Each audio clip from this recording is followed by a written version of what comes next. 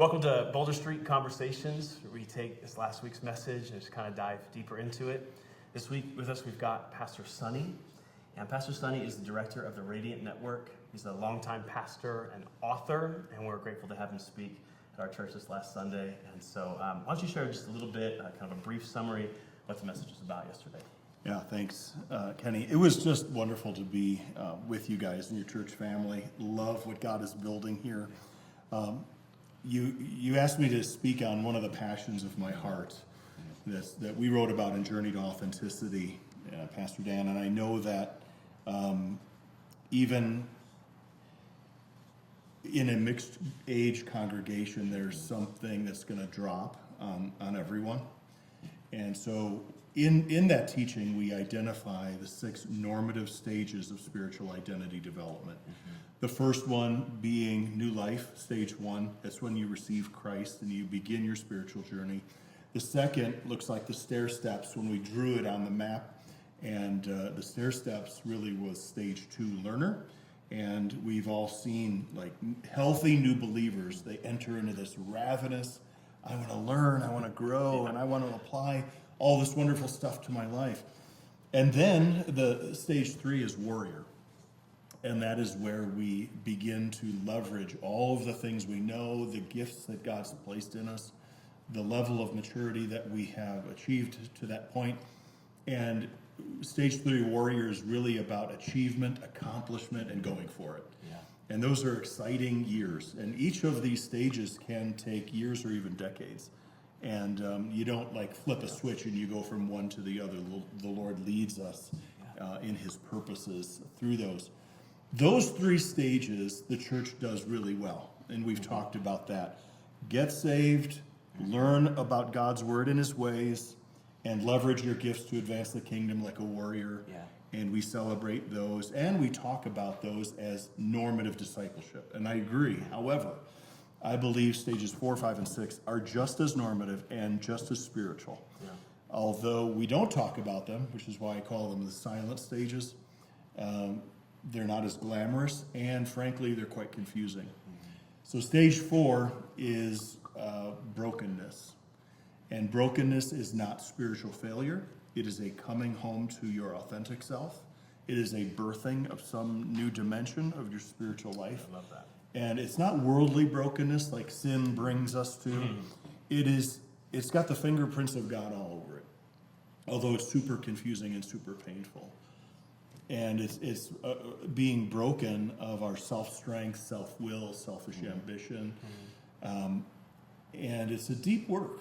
And that leads us to stage 5, which is surrender. Everything that happens in stage 4 brokenness leads you to surrender, where you say, God, I'm going to stop fighting your purpose and submit to you. And that's when we embrace our own cross at a very deep level. And then stage 6 is authenticity. And we define authenticity as where the real God, I'm going to use my hand language because I love it, it's where the real God is expressed through the real you. Mm-hmm. And it's not the fake you, it's not the fake God, it's not some image of God that you've invented, and it's the real you, which is the great mystery of the ages. Christ in you is the hope of glory. Mm-hmm. And so that's a powerful thing, and we come to that. So that's a quick overview of the 6 stages that we discussed on Sunday. Yeah, I thought it was so good. Thank you again for being here, taking time to be with us. I felt like you sharing your story, your willingness to share your own story, the model that you drew out that we all looked at. I think so many, specifically of a certain age probably, but could put that over the timeline of their life and say, oh, that lines up. And I mean, I think so many things where we could go, but one of the things this is so simple, but I appreciate in the salvation skyrocketing, and then the stair steps, and then the warrior EKG, and then the big brokenness drop, and then kind of the more wavelengths, if you will, but the lining in it, I feel like the imagery is so much what we see and what we feel, and so just even the imagery of that was so good.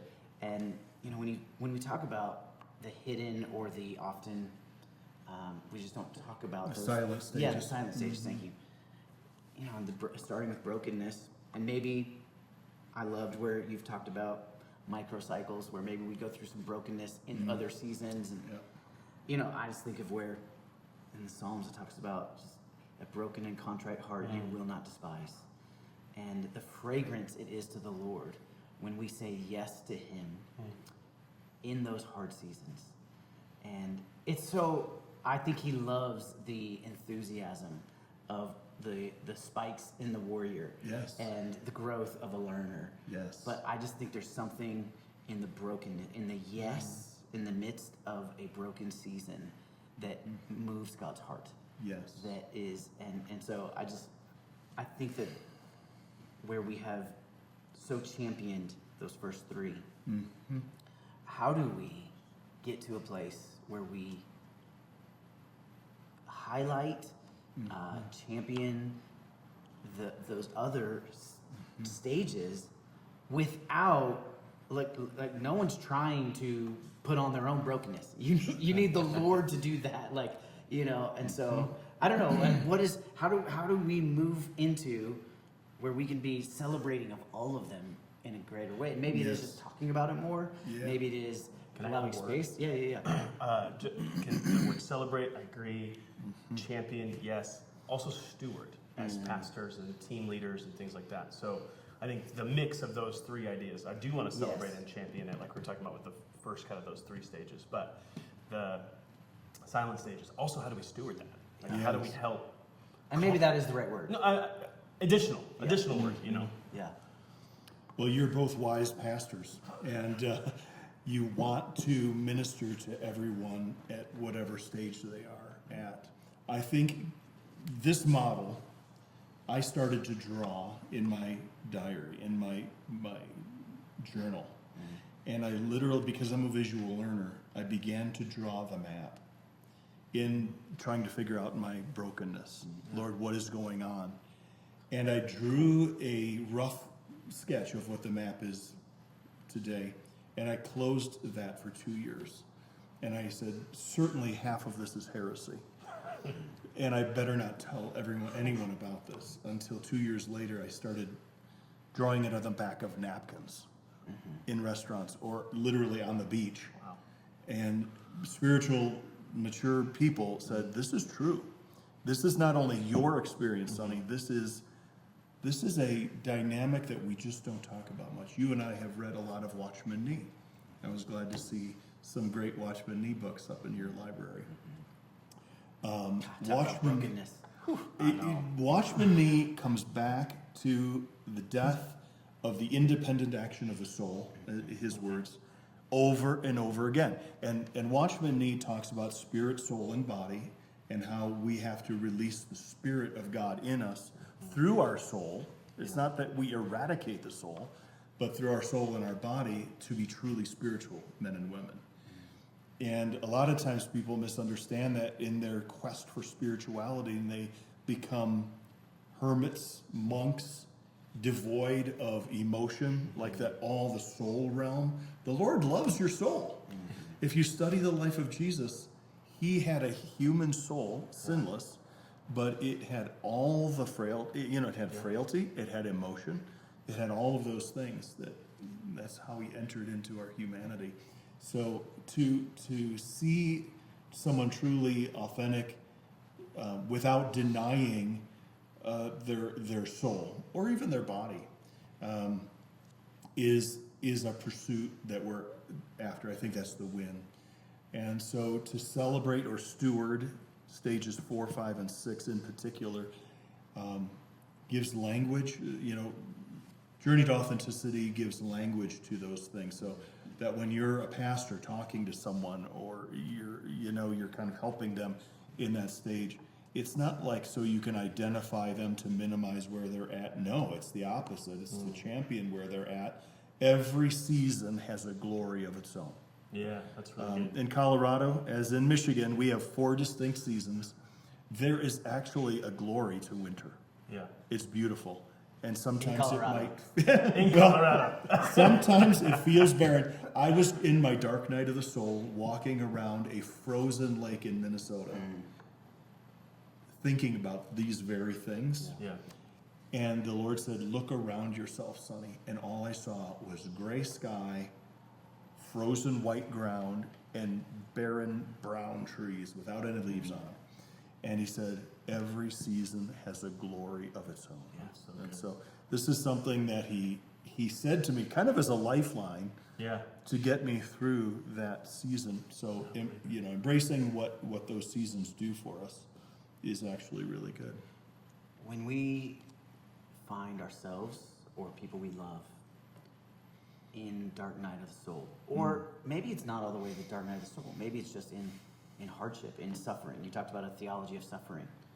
I mean, in the last month, the number of deaths in a family, the number of, we've had a number of miscarriages, a number of couples that are unable to get pregnant, broken families, marriages that are in hard places.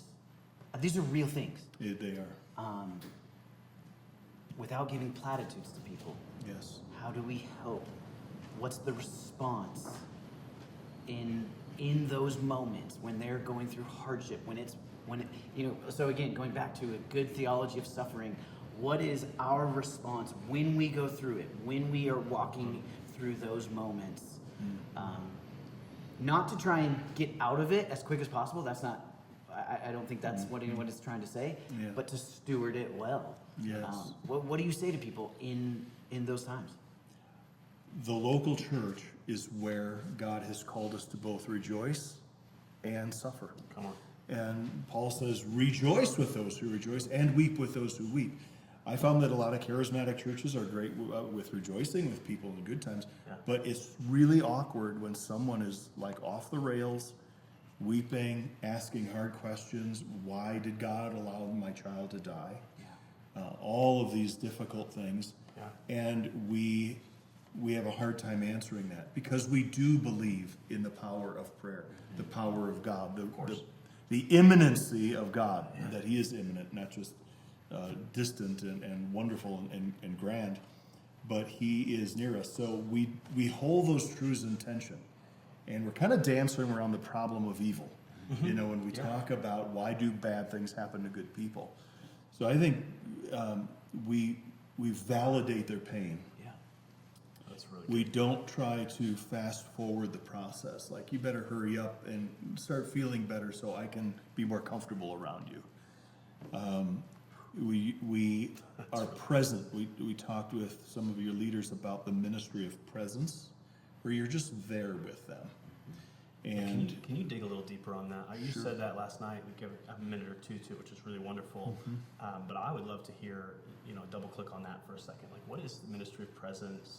How have you maybe experienced it, either as a pastor or as somebody receiving somebody else's ministry of presence? I thought it was a really, really wonderful concept that is not talked about often. So, well, thank you. The Lord himself gives us the ministry of presence. Every time we gather, we say, Lord, be present with us. At Radiant, we use the language, we are presence driven. And sometimes the Lord doesn't even have to say anything to you. He just comes and he hugs you with his presence. And he says, I'm here. And then we weep. And we feel his love without even a word. God is a God of presence. All I'm saying is we model that. As evangelicals, we like to have answers and a theology for everything. So, let's take a scenario of you're going into a hospital visitation where there's been a crisis. And all of us as pastors have been in those settings. I always go in prayed up. And I pray about how I should pray. I pray before I pray. I ask the Lord, how do you want me to minister in this situation? I have a scripture, oftentimes a psalm, when I go into those situations. However, all of those are just in my pocket. The main thing I'm bringing is presence. And so when I walk into that environment, I'm there with them. And I might hug them. I might say, I'm here for you. I'm sorry. What immediate needs can help you with. And then later might come the sharing of that psalm and other things. But the ministry of presence is so powerful because, yes, we model God. We avoid the temptation of trying to fix people too quickly and giving simple answers, being Job's counselors to people. And the Lord just, it's amazing what he does. And a lot of times we're not just there, we're silently interceding. We're praying for them. Yeah. And you bring the presence of God with you. Ministers are viewed in a different way. I do believe in the priesthood of all believers. I get that.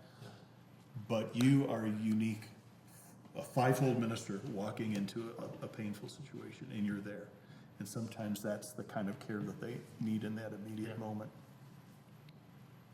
So being with people, being present.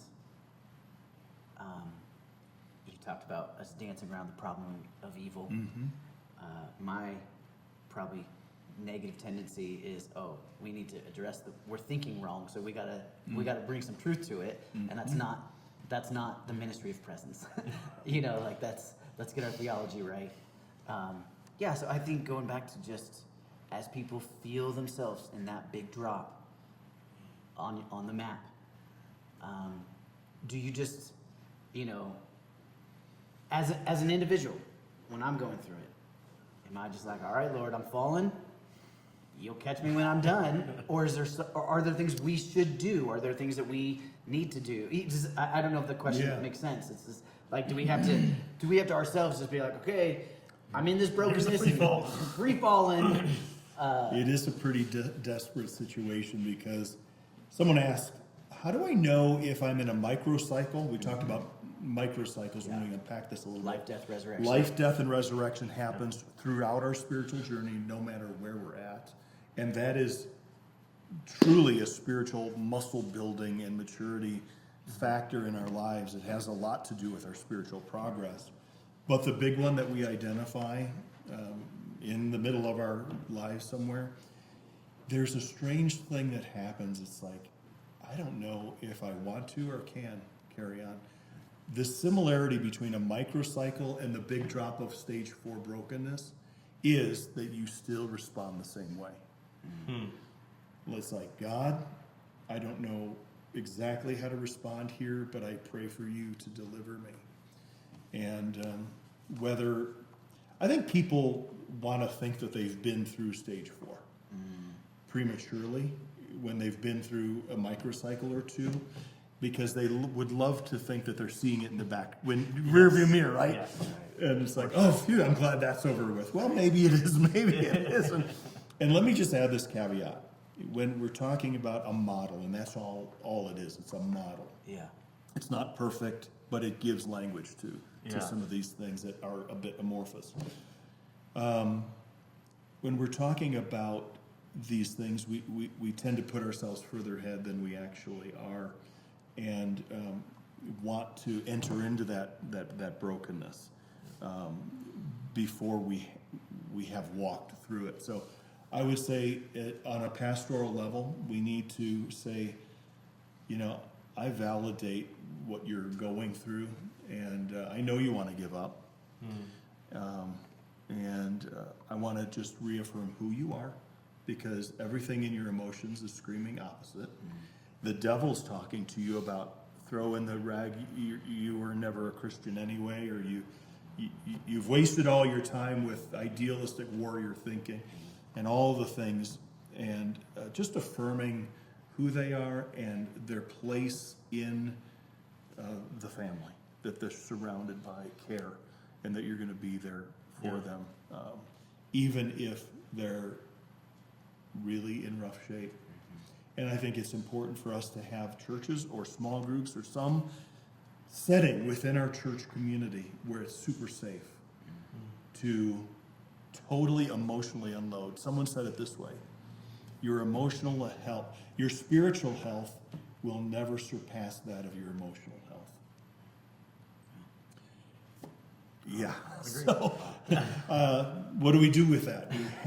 We can't be a nicey sterile environment that happens on Yeah. Sunday morning when we're really reaching broken people. Yeah. So making that available to them. One of the things I was thinking last night as you were sharing, so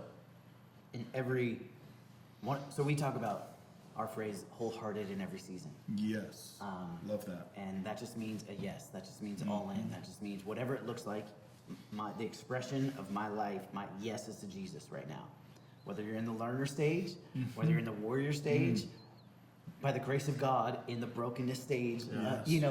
and so I think, but as in the model, in your map, every different stage that you talk about, I look at and see some real disappointment days. Whether that's the learner, where it's the flat line, you don't feel like you're growing, because you're practicing.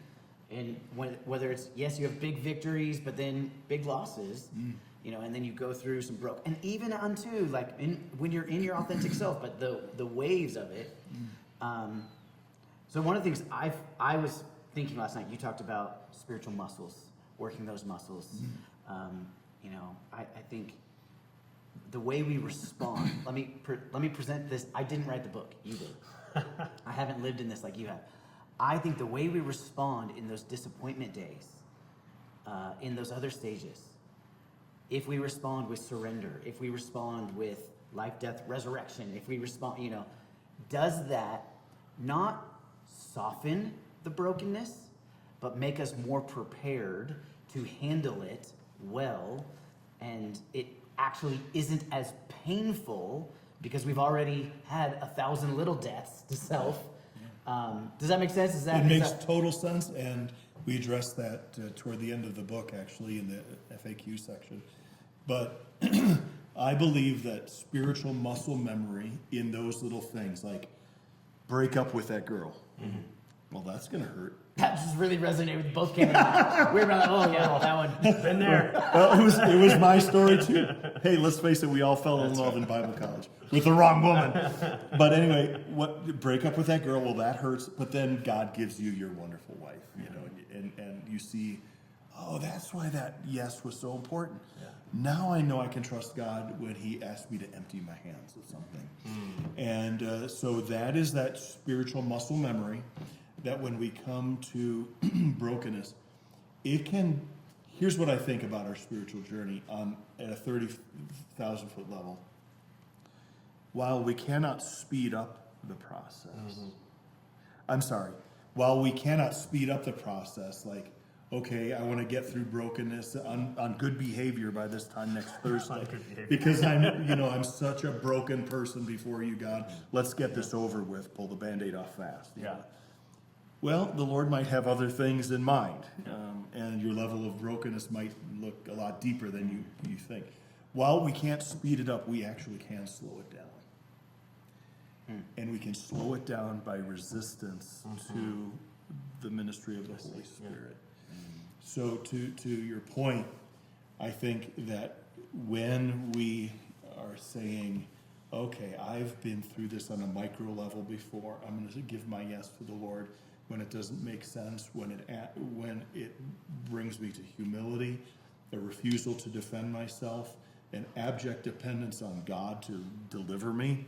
This is the stuff of life, death, resurrection. Yeah. Then I know that he's going to take care of me through this big one. Yeah. Yes.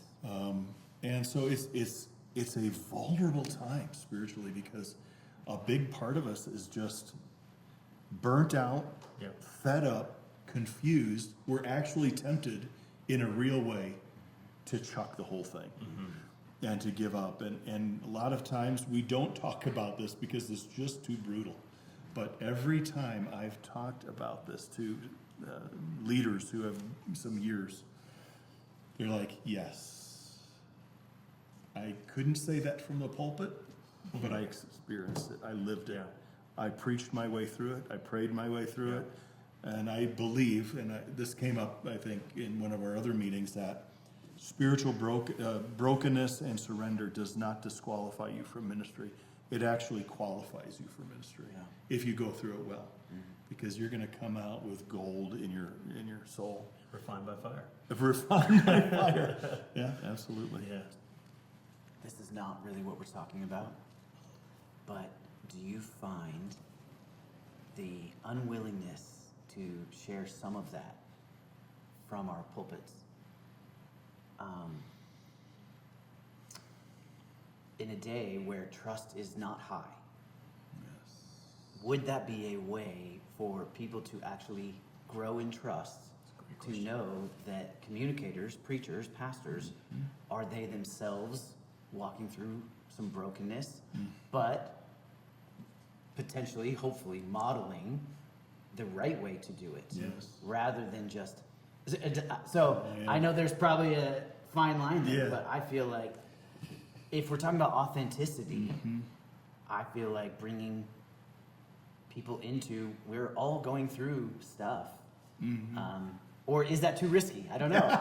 So good. We talk about this when we're training young pastors for ministry. What is the appropriate level of preaching disclosure, self-disclosure in Yeah, preaching? right. Yes, you have to be wise with it. And so appropriate sharing, obviously, and when you're talking about your spouse or any of your kids from the pulpit, you need to get permission. I would never. Yeah, right. I would never tell stories about my kids. I used to pay money to use kid That's illustrations. funny. That's Literally, really my good. kids I love got a that little idea. bit rich. That's so good. I really would love to spend a few minutes talking about stage 6, authenticity. Specifically on the map, you show that the bell curve widens Yes, at the it end, does. opens up. And I think there's something really beautiful about that. You know, something we were talking about briefly before we started recording, just, Jungian psychology talks about the shadow self. There's a lot of the despised self that I can see. You know, it's not an exact overlay, and it doesn't need to be, but just that idea of that there's a shadow self or there's a despised self. And then there's also the ideal self, and I think it's the same language used there as well. In that particular field, they talk about assimilating those pieces, which lines right up with the idea of the bell curve. And so I just would love to kind of dive into that. I love that it fits so well with that particular kind of teaching. People may have encountered that as they've had therapy or gone to counseling sessions, things like that, where there is some health in going, okay, this is who I want to be, but I'm not going to feel guilt and shame when I'm not that in the warrior stage, the ideal self. Or there are some things that really were destructive and negative for me, but actually I can look at myself and understand them from a perspective of being authentic.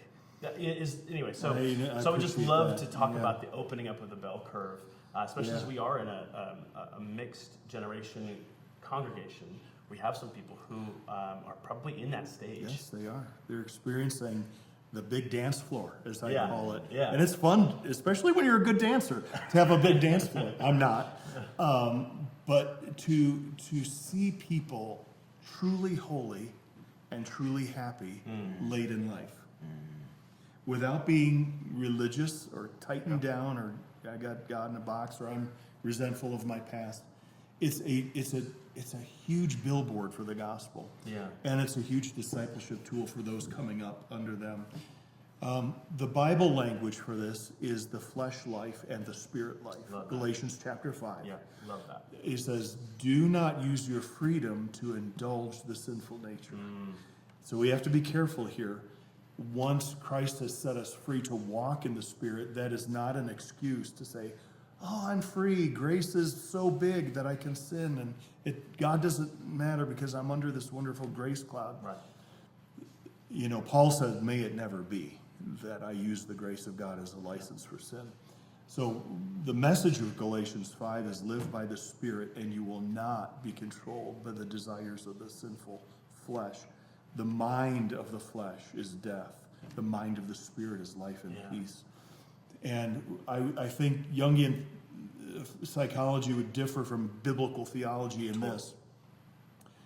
We are called to be joyfully free. And here's where we break down. We don't understand our shadow side. Yeah. It's like, okay, I'm saved. All of that is in some closet back room. Well, guess what? Later in life, if you don't deal with your shadow, midlife, your shadow will come and haunt you. and has every possibility to take you out, which is a whole deeper conversation about how to walk through the journey to authenticity, dismantling your shadow.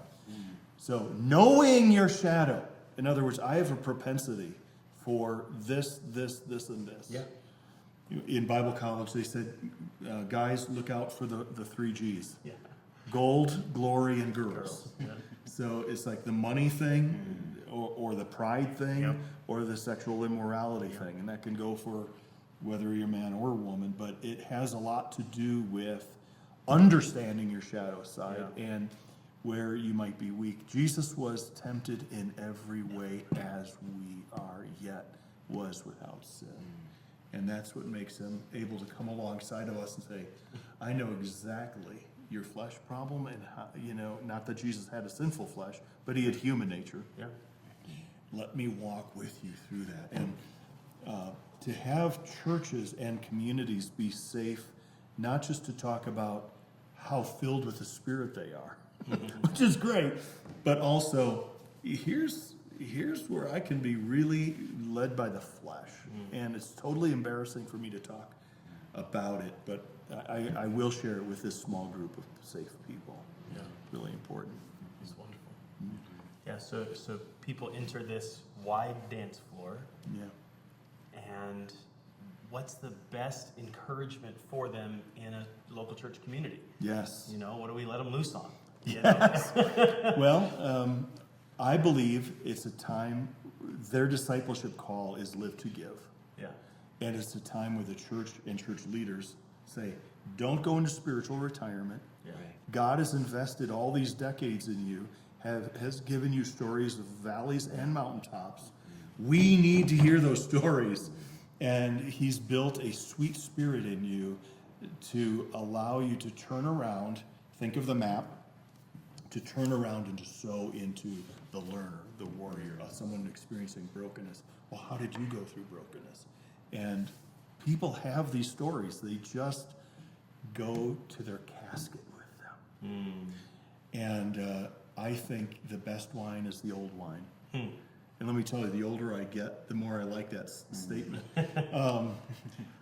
There's sweet wine in the pews. There's sweet wine in the church. And it's there for people. A lot of times, older people don't feel the validation to even tell their story, because so much of the messaging of the church is the young generation is where it is at. Well, yes, but not completely. We need to help disciple that up and coming younger generation with the pillars in the church, the saints in the church, both women and men, who have gone through some of these important things. I think one of our prayers, one of our goals for people, is that when we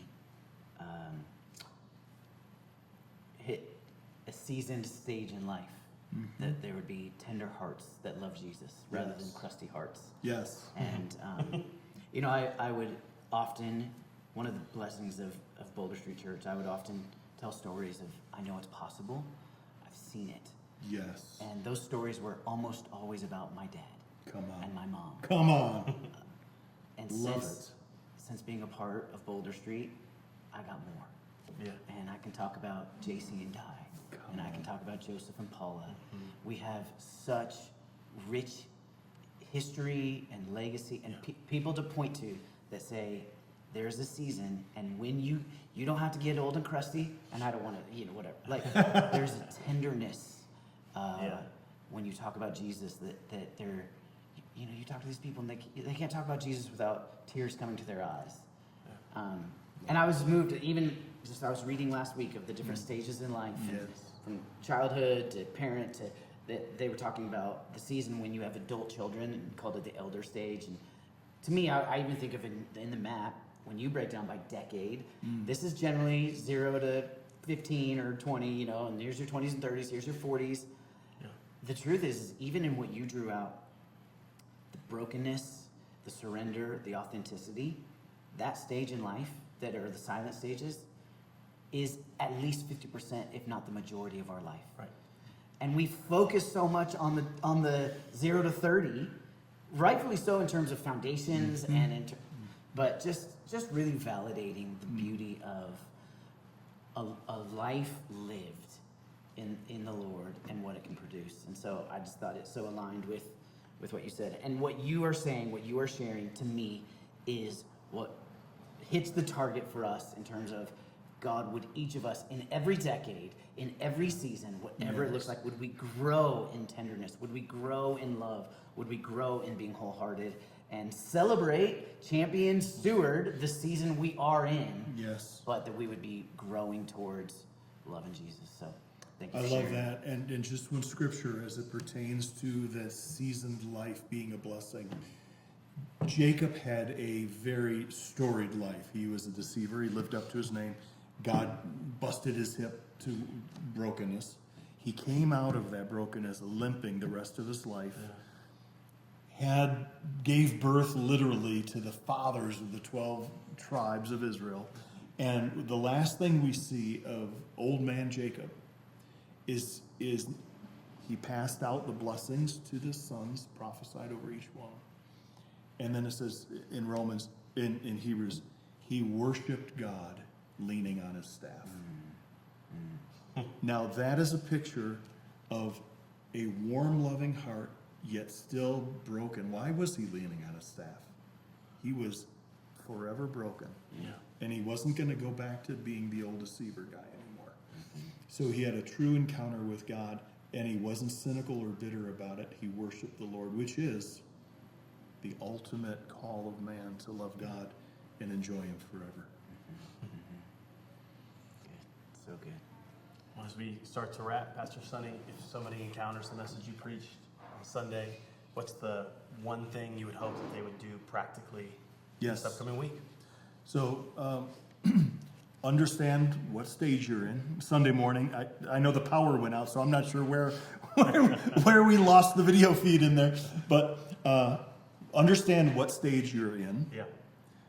That will give you a context and a language, and get everything you can out of that stage. Don't be in a hurry to move on from that stage. Let the Lord move you on in his good time. So I would say, understand the stage you're in and lean into squeezing the sponge of that particular stage. That's great. Well, thanks so much for being with us. Yes, thank We're you. grateful to have you, and grateful to have you as a friend of our church. Our joy, my joy.